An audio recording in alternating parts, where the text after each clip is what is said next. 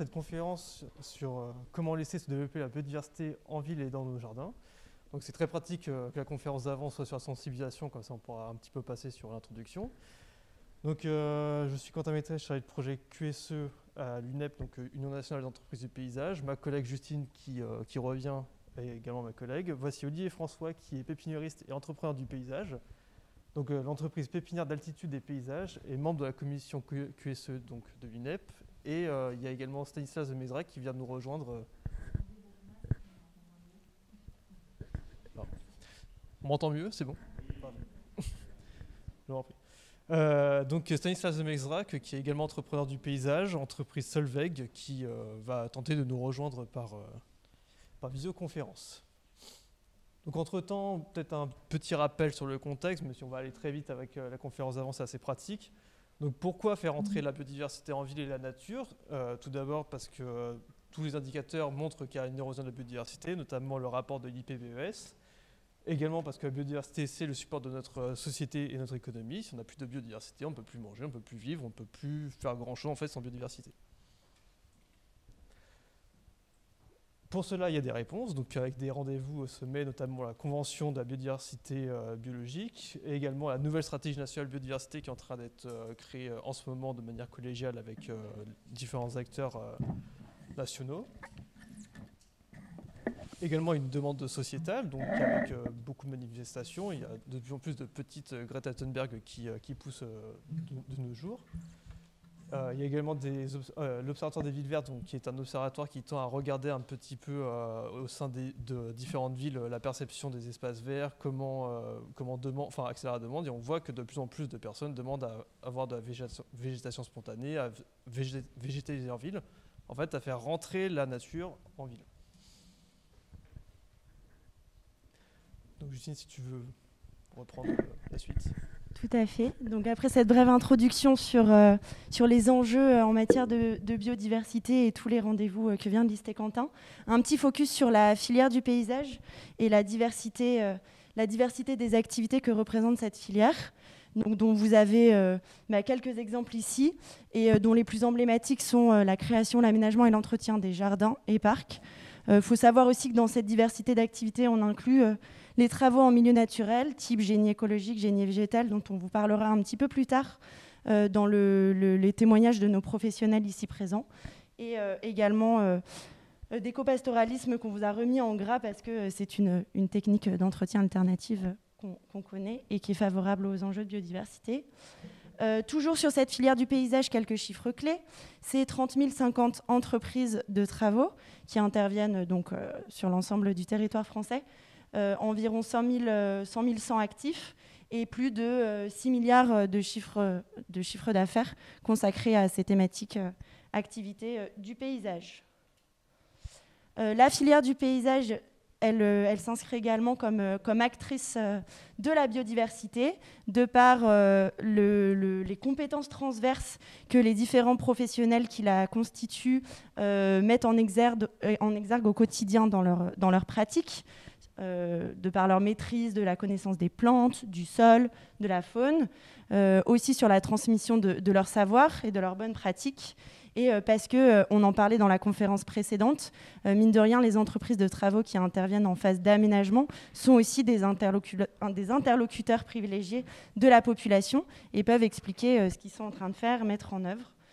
Faut savoir, donc ça c'est un petit chiffre qu'on tenait à partager avec vous ce matin, que voilà, les jardins privés sur le territoire français représentent environ 1 million d'hectares et du coup que c'est non négligeable en fait comme espace vert et que instaurer des bonnes pratiques favorables à la biodiversité dans ces jardins, ça fait totalement sens. La collègue n'est pas revenue en régie.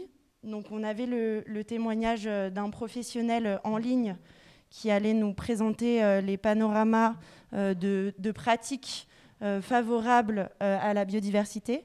Peut-être qu'on reviendra sur cette partie quand on arrivera à ce qui se connecte, et qu'on va passer directement à la partie de notre deuxième interlocuteur ce matin, sur les aspects plutôt conviction, sensibilisation et faire valoir de l'expertise. Quentin, je te passe la parole. Justine. Merci.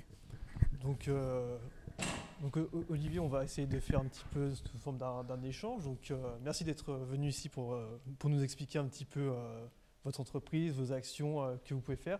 Donc là, ce sera surtout basé sur de la sensibilisation, sur comment convaincre le client à pousser un petit peu leur jardin vers la biodiversité. Donc quels sont ces outils qu'ils utilisent. Alors, si vous pouvez me donner la zapette. Merci. Donc Olivier, très rapidement, si vous pouvez vous présenter. Alors, bonjour à toutes et à tous, je suis Olivier François, je suis entrepreneur paysagiste et pépiniériste dans le Haut-Jura, près de Saint-Claude. J'ai créé mon entreprise en 1986, ça a fait 35 ans. Et on a une activité donc, qui est assez diversifiée, qui s'adresse à une diversité d'interlocuteurs qui sont des particuliers, des collectivités, des entreprises. Dans mon activité, donc ça c'est le petit document que je présente, on fait de la production, on produit, on conçoit, on aménage, on entretient. On produit des plantes pour nos montagnes parce qu'on est dans un secteur d'altitude et donc on a un climat et des conditions de milieu qui nécessitent d'avoir des végétaux qui sont bien acclimatés et en phase avec le cycle végétatif local. On fait de la conception, donc on imagine, on accompagne nos clients dans la réalisation de projets. On fait de l'aménagement parce qu'on aime ça et on fait de l'entretien parce qu'on vit dans un monde, dans une société qui a une culture de l'entretien du jardin qui est ce qu'elle est. On peut porter des jugements aujourd'hui sur certaines pratiques, mais les cultures évoluent et on fait partie donc de ces professions qui doivent sans cesse réinventer et actualiser nos pratiques pour être en phase avec les besoins actuels, quoi. Et surtout, donc, parlez-nous de vos projets, on va vous surprendre. Et je vais vous faire une confession, c'est que si j'avais un jardin à aménager, je ferais appel à une entreprise du paysage, une vraie entreprise du paysage. Et donc du coup, pour vous, c'est une question de crédibilité. Enfin, par rapport à votre métier, comment percevez-vous cette crédibilité en faveur de la biodiversité ? Oui, alors je suis content d'intervenir maintenant parce que ça vient bien dans la suite de la première, du premier focus qui précédait cette intervention. C'est-à-dire qu'il y a les différents moyens de communication. Il y a donc les panneaux, comme nous a présenté la personne qui était là tout à l'heure, mais rien ne vaut en fin de compte la proximité. Et ce qui se passe, c'est que 100% des gens qui me sollicitent, qui viennent me voir, ce sont des porteurs, ce sont des gens qui ont un projet. Et je trouve qu'on a donc un rôle particulièrement stratégique à jouer dans ce cadre-là, parce qu'à partir du moment où on a des gens qui ont un projet, qui viennent nous voir pour être conseillés, pour être accompagnés, enfin des fois ils ne viennent pas pour être conseillés, ils viennent juste pour acheter des tuyas, pour faire une haie de tuyas, et on va leur dire, mais vous voulez faire une haie de tuyas, déjà est-ce qu'il y a nécessité de faire une haie, et pourquoi du tuya, est-ce que vous savez qu'il y a des alternatives, qu'il y a d'autres choses, donc on a un rôle pédagogique d'accompagnement à faire auprès de ces gens-là qui est vraiment important, et je dirais qu'il est vraiment stratégique. Il y a quelques années, je participais aux assises de l'éducation à l'environnement au développement durable. C'était Ouvrir l'horizon. Et lorsque je me suis présenté, pépinière d'altitude et paysages, au milieu des associations d'éducation à l'environnement, on m'a dit « Mais qu'est-ce que tu fais là ?» Mais je dis « L'éducation à l'environnement au développement durable, je fais ça au quotidien, en plus auprès de particuliers, de collectivités d'entreprises qui sont porteurs de projets. » Donc je pense qu'il y a une complémentarité à mettre en place entre les différents acteurs de l'éducation à l'environnement au développement durable, dont les entrepreneurs du paysage font partie. Après, il faut être crédible. Et pour être crédible, il faut prouver qu'on ne dit pas des conneries et qu'on réalise des choses qui fonctionnent. Et c'est vrai que le bouche à oreille, c'est quelque chose qui est important. Mais pas que. Et donc du coup, dans cette relation avec le client, en fait, il y a différentes étapes. Et je pense qu'il y a notamment le projet. Quand le client revient, vous lui proposez des choses, et donc je pense que là c'est un exemple que vous pourriez présenter. Oui, alors, quand on travaille sur un projet, là c'est un exemple pour un projet pour un particulier, donc on va donc esquisser le projet. Alors déjà on fait un état des lieux, on prend des mesures, on prend des photos, on regarde ce qu'il y a sur le terrain. Je travaille sur un secteur géographique qui est assez limité, donc le climat je le connais bien. On arrive, grâce aux plantes bioindicatrices, donc à avoir des informations sur la nature du terrain, la qualité du sol, la qualité du sous-sol.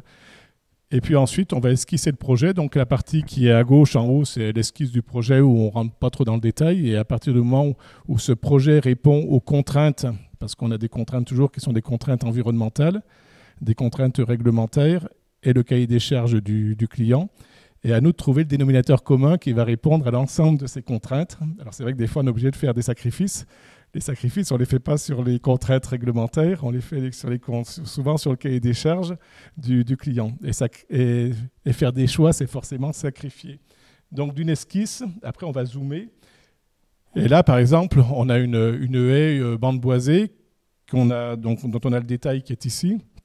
Et donc, on travaille des strates végétales complémentaires les unes des autres pour avoir donc en même temps répondre à l'objectif de créer de l'intimité dans la parcelle du client, mais aussi laisser des espaces donc, à la base des plantations où on va voir donc la biodiversité qui, en complément des plantations qu'on va réaliser, va pouvoir s'exprimer de façon maîtrisée, mais en même temps en laissant un peu le côté aléatoire et laisser la nature s'installer un peu toute seule dans ces espaces. Alors là, ce sont des exemples. Du coup, vous utilisez aussi beaucoup d'exemples photographiques pour donner envie. Enfin, c'est toujours donner envie un petit peu aux clients en pensant un peu plus de biodiversité. Oui, alors j'ai un book, j'ai un site internet, et puis je montre quelques images qui illustrent ce que l'on fait, mais c'est comme quand vous allez chez le coiffeur.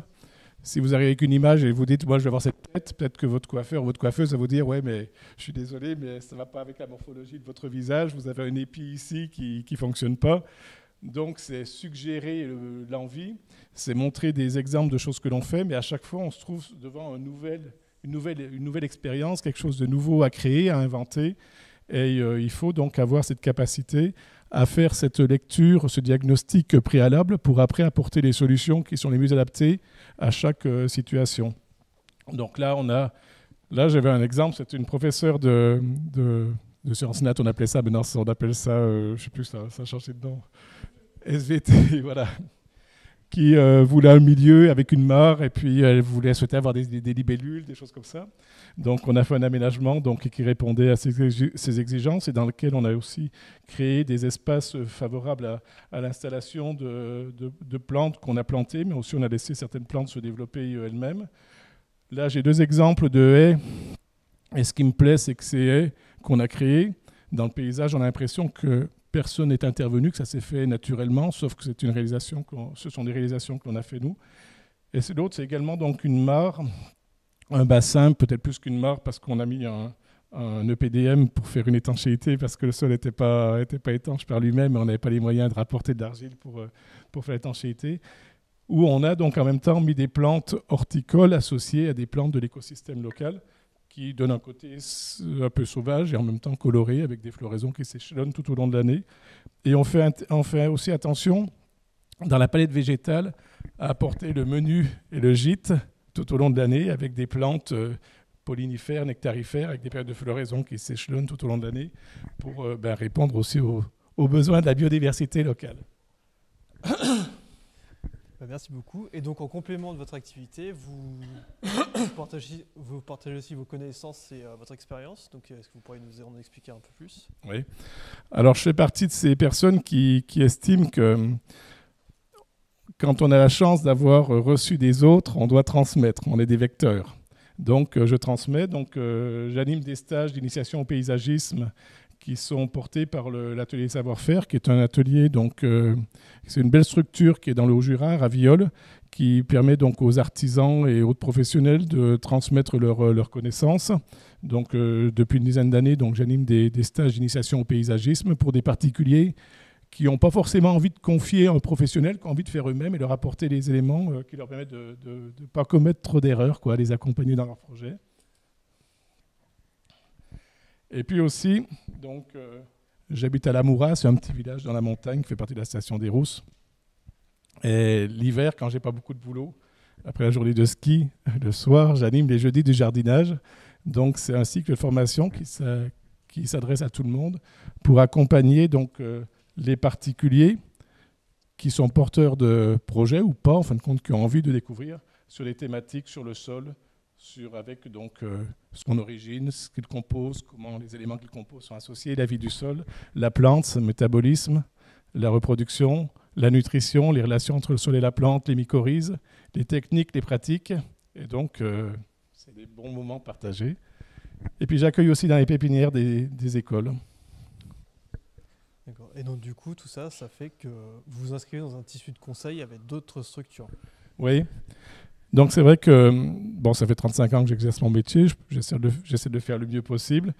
On a sans doute fait un peu des bêtises, quelques erreurs comme tous les professionnels peuvent en faire, mais bon, je pense que je ne me suis pas encore trop grillé les ailes sur le secteur et on bénéficie d'une bonne renommée. On a la marque Valeur Parc Naturel Régional, donc on a eu un audit au sein de l'entreprise qui nous permet donc de porter cette marque. Et puis le parc naturel régional du Haut-Jura, donc avec le CFPPA du lycée agricole de Montmoreau, nous sollicite régulièrement pour des formations sur des thématiques. Par exemple, là c'est une thématique sur aménager les abords de sa structure d'accueil qui s'adressait à des gens qui ont des campings, qui ont des gîtes, qui ont des chambres d'hôtes. On est dans un secteur touristique. Et donc pour ne pas commettre trop d'erreurs. Et l'autre exemple, c'est un exemple de travail que j'ai fait avec le CAUE du Jura, sur des exemples de haies champêtres selon les niveaux d'altitude dans lesquels on se trouve, quoi, pour dire aux gens, donner des exemples. Aussi, oui, il y a peut-être une chose, c'est que le parc naturel régional, je parle vite, il faut que je prenne mon souffle, le parc naturel régional, il m'a sollicité, il y a un technicien qui a pour mission d'accompagner les collectivités qui révisent leurs règles d'urbanisme, le PLU ou les PLUI. Et donc, la personne chargée de ça m'a contacté il y a un an environ pour travailler sur la palette végétale, en fin de compte, pour accompagner les PLU. Et donc, on a travaillé sur la strate arborée dans un premier temps. Et je lui ai dit, on travaille sur la strate herbacée. Il m'a dit, on va déjà travailler sur la strate arborée pour accompagner les élus et les gens qui rédigent les PLU. Et je trouve que c'est valorisant pour moi d'être reconnu par, entre autres, le parc naturel régional, d'être une référence au niveau local pour être force de proposition. Et je trouve qu'on vient bien en complément des autres acteurs de l'éducation à l'environnement et puis de la sensibilisation, qui sont les écologues, les botanistes, enfin, toutes les structures d'éducation, les associations, CPIE, LPO, etc., etc. Et je trouve qu'on a une complémentarité à jouer. Et je pense que si on veut gagner, il faut qu'on joue ensemble, quoi. Ce qui prouve un peu votre crédibilité, comme vous pouvez le dire au début de présentation. J'ai pas compris. Votre crédibilité, en fait, ça prouve que vous êtes crédible. Oui, j'espère. Oui. On a aussi, au sein de notre union professionnelle, on a la chance d'avoir une union professionnelle qui est très dynamique et qui est bien structurée maintenant et qui produit beaucoup de choses, dont certains documents qui sont en accès libre pour tout le monde. On a le guide, on a donc Envers et avec vous, qui est une revue donc, qui s'adresse donc aux professionnels du paysage. Et par exemple, là, j'avais été contacté par la personne qui est en charge de la rédaction de cette revue pour un article sur la biodiversité. Après, j'ai participé aussi à travers la commission QSE, c'est la commission Qualité, Sécurité, Environnement de notre union professionnelle. J'ai participé donc à la rédaction du guide Zéro Phyto. Également, on a des règles professionnelles qui sont des règles de référence de la profession qui sont beaucoup utilisées donc, en milieu scolaire, mais également pour tous les étudiants, qui sont en accès libre sur le site de notre union professionnelle. Donc, ou à la rédaction ou à la relecture de ces règles pro. J'ai aussi participé à un webinaire sur le sujet de la biodiversité, donc il y a un an environ, je ne sais plus à peu près. Et puis, on a différentes actions aussi par rapport avec des partenaires, différentes personnes, pour sensibiliser. Et puis aussi par rapport à des structures qui permettent de labelliser des jardins. Et puis, on a des fiches qui, sur différentes thématiques. Et donc là, on a fait apparaître cette fiche sur le jardin écologique, quoi. Voilà.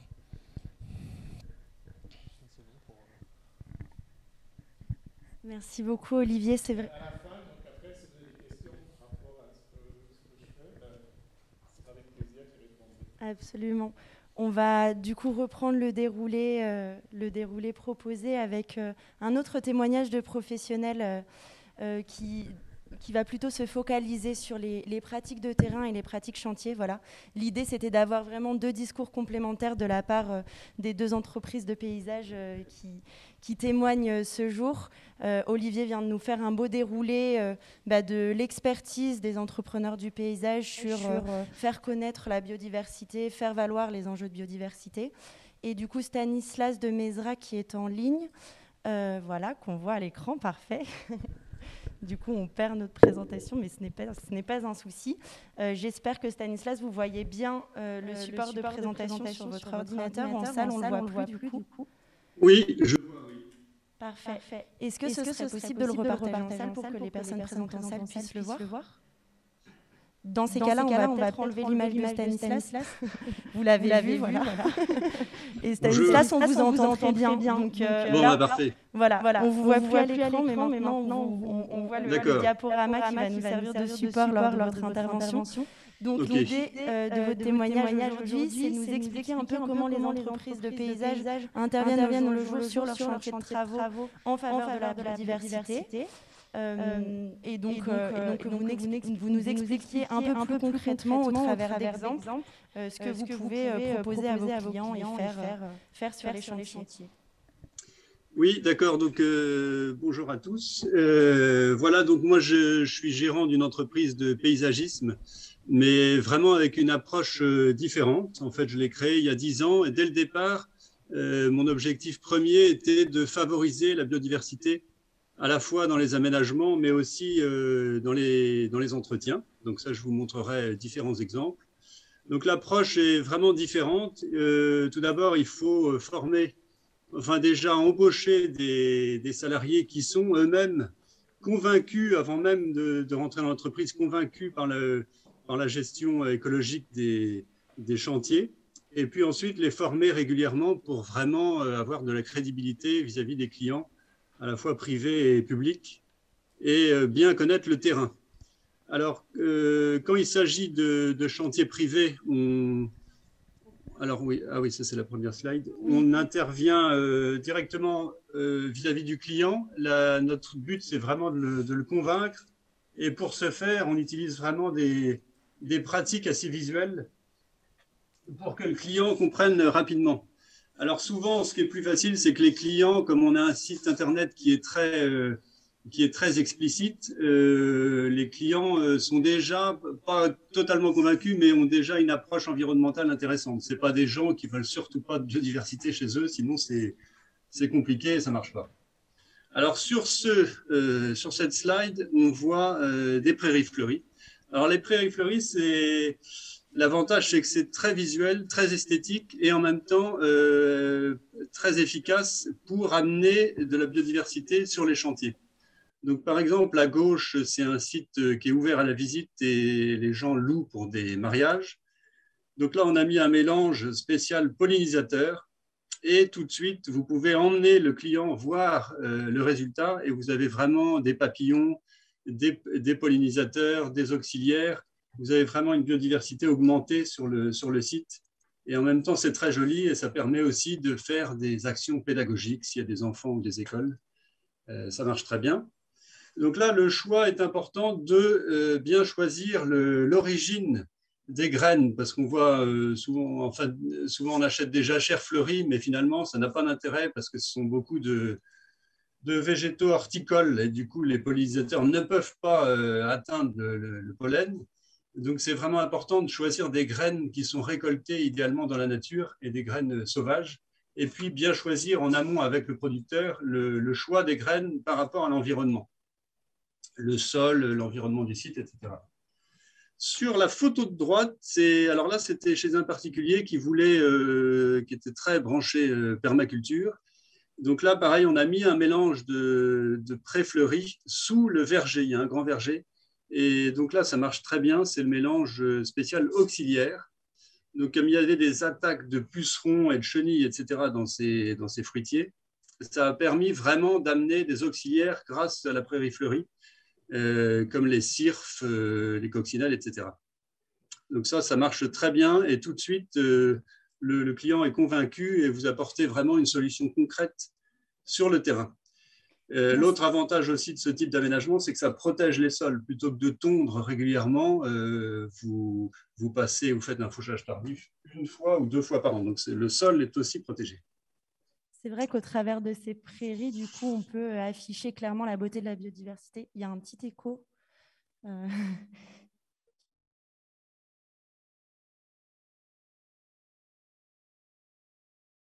On parlait dans la présentation précédente de biodiversité peut avoir dans le regard du grand public ce côté un peu mal entretenu et qui est déplaisant. Là, concrètement, on voit que la conciliation des deux est possible et que du coup, ça fait son effet sur des sites de renom, comme vient de nous le présenter Stanislas. Est-ce que vous pouvez également nous parler un peu de la manière dont vous raisonnez dans leur globalité les aménagements pour et par la biodiversité, notamment au travers du choix des végétaux, etc. Stanislas ? Alors, c'est en fait ce qui est très important aussi quand on arrive sur un site, quand c'est dans le cadre d'un chantier privé, c'est de bien observer l'environnement et de surtout pas commencer à tout raser et replanter après des essences indigènes, des essences horticoles plutôt. Donc là, on regarde par exemple sur la photo de gauche la création d'un jardin plutôt classique, mais en fait déjà on a laissé l'existant, les arbres, le patrimoine arboré, et on plante là des végétaux indigènes et des végétaux qui ne sont surtout pas horticoles. Donc par exemple, les plantes aromatiques, ça peut très bien marcher pour les pollinisateurs, mais c'est vraiment important de bien choisir à la fois les vivaces et les arbustes qui permettent d'amener quelque chose pour la biodiversité. Aussi, sur ce chantier-là, il y avait des présences d'orties. Bon, comme c'est très grand, ça laisse de la place. Il y avait des présences d'orties, et donc c'est important d'expliquer aux clients par des exemples précis, en leur disant, par exemple, si vous avez moins de papillons, c'est parce qu'il n'y a plus d'orties. Donc, si vous laissez les orties, vous avez des chenilles qui s'installent et vous avez 4 ou 5 papillons qui reviennent dans le jardin, comme le paon du jour, la petite tortue, etc. Donc ça marche très bien. Et du coup, si vous laissez quelques spots d'orties, les gens comprennent bien. Sur la photo de droite, là, c'était dans un haras. Les berges étaient très entretenues avec un broyeur. Donc, c'était épouvantable à la fois pour l'érosion et aussi pour la biodiversité. Donc là, on a proposé de replanter les berges par îlots, ce qui permet d'amener différentes strates, à la fois des arbustes et des arbres, et aussi la mise en place de copeaux qui protègent le sol et qui amènent une biodiversité au niveau du sol. Et puis, ça a permis aux clients de comprendre qu'on pouvait laisser derrière les plantations toute la végétation spontanée, comme les orties, les plantes de berge, et de ne pas arrêter de les broyer, et que ce n'était pas du tout mauvais, ça ne se voyait pas, donc pour lui, ce n'était pas moche, et en même temps, ça a amené tout un tas de faune au niveau de la rivière. Oui, donc il y a tout un argumentaire autour du raisonnement des aménagements pour la biodiversité que vous venez d'illustrer au travers de ces deux exemples et que les entreprises de paysage peuvent porter auprès de leurs clients. Il y a un focus aussi très intéressant qu'on voulait faire aujourd'hui et que vous allez nous présenter, Stanislas. C'est l'association avec d'autres acteurs, d'autres experts. Olivier en parlait en termes de sensibilisation, mais c'est vrai que sur le terrain, sur les chantiers, ces associations sont extrêmement importantes et intéressantes à mener pour vous, entreprises de paysage. Oui, alors exactement. Alors ça marche, c'est vraiment indispensable en effet d'associer sur les projets les écologues qui sont des spécialistes ou des associations spécialistes aussi. Alors ça marche très bien pour les chantiers publics. L'idéal est de prendre contact directement avec le concepteur en amont de la réponse aux appels d'offres et de le convaincre de faire rentrer un écologue dans le projet, ce qui permet de mettre en place différents types de pratiques. Par exemple, sur ce chantier qui était à Juvigny-sous-Andenne, dans le parc naturel régional Normandie-Maine, qui est un chantier pour mettre en avant les plantes médicinales qui sont récoltées dans la nature, on a fait venir une association d'écologues qui ont permis d'identifier les plantes qui étaient déjà naturellement sur place et qui, du coup, ce n'était pas la peine de les enlever pour en remettre d'autres. Et puis, en faisant le tour du chantier, on a vu aussi qu'il y avait des larves de salamandres dans des mares qui devaient être curées. Donc, le fait d'avoir fait rentrer cette association, ça a permis de déplacer les larves sans tout détruire. Donc, c'est vraiment important de s'associer avec des spécialistes, sachant que nous, on a une connaissance, une bonne expertise du terrain, mais on n'a pas forcément la connaissance théorique des écologues. Sur ce chantier, alors, on travaille aussi beaucoup sur les techniques végétales. Donc, il s'agit d'utiliser le végétal pour restaurer les berges de rivières, par exemple, lutter contre l'érosion. Donc là, c'était un chantier déjà cadré, c'était avec l'agence de l'eau, donc dans le cadre de la continuité écologique. Donc là, on plante des milliers de plantes hélophytes pour restaurer les berges. Donc c'est intéressant parce que ce sont des plantes qui permettent d'amener aussi une vie plus importante sur les berges plutôt que de mettre des pales planches ou des enrochements. Et pour l'anecdote, sur ce chantier, on devait détruire une sorte de barrage, c'est dans une laiterie, et là, je découvre toute une colonie, enfin plusieurs murins d'eau-banton, qui sont des chauves-souris qui pêchent. Donc là, immédiatement, quand on a le bon réflexe, j'ai fait arrêter le chantier et on a fait intervenir le groupe mammalogique normand pour savoir ce qu'il fallait faire. Donc le client n'était pas très content, c'était une laiterie. Et du coup, on a fait des aménagements spécifiques pour préserver la chauve-souris. Donc là, c'est pour ça que c'est important que les entreprises aient les bons réflexes et pas avoir peur d'intervenir et dire stop, il faut protéger les espèces locales. Merci pour ce beau témoignage. Les végétales sont des solutions, comme on vous le disait en introduction, qui sont proposées dans le scope des activités des entreprises de paysage ainsi que celles de génie écologique. Et donc, ce type de chantier sont menés régulièrement par les entreprises. Stanislas, petit focus maintenant sur les différentes pratiques d'entretien favorables au maintien de la biodiversité. Est-ce que vous pouvez nous commenter ces photos ? Oui, alors c'est important de bien aménager, mais aussi il faut penser à l'entretien derrière.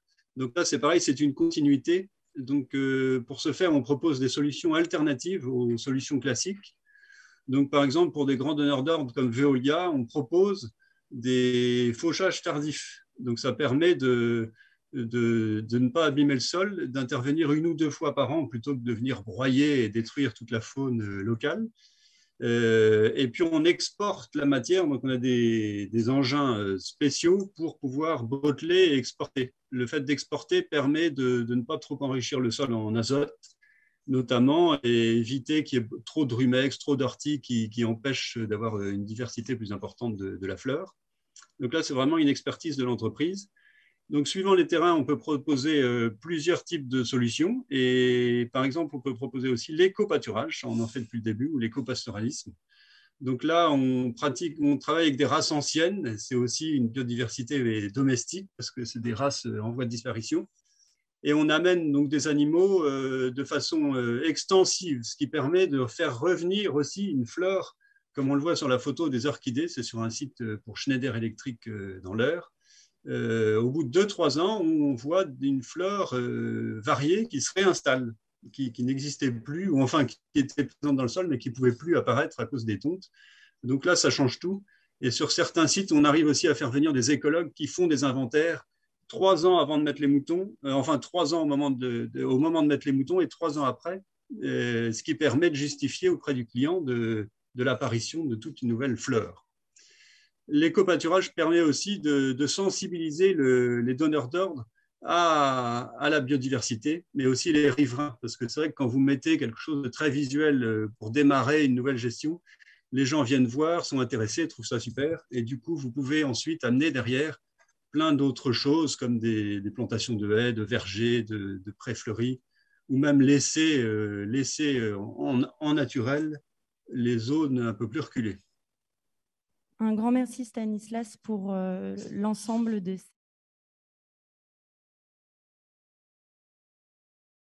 phase conclusive. Donc, vraiment, pour vous rappeler bien, l'objectif de cette conférence, c'était de vous expliquer un peu quelles sont les bonnes pratiques chantiers mises en œuvre par les entreprises de paysage et les bonnes pratiques mobilisées pour convaincre et faire valoir l'expertise de ces entreprises en matière de biodiversité. Donc, merci beaucoup à Olivier et Stanislas pour leur témoignage. Le mot de la fin peut-être à Olivier. Donc, je passe... Oh, pardon. Voilà, je reviens sur notre slide de fin pour faire écho à ces 1 million d'hectares de jardins de particuliers dont on parlait et le fait que chaque jardin compte. Olivier ?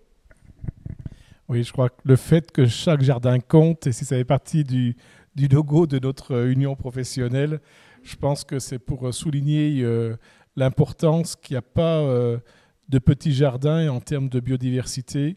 Il y a des jardins qui intègrent la biodiversité ou ceux qui ne l'intègrent pas.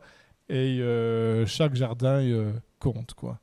Voilà. Maintenant, je suis à votre disposition pour répondre à vos questions.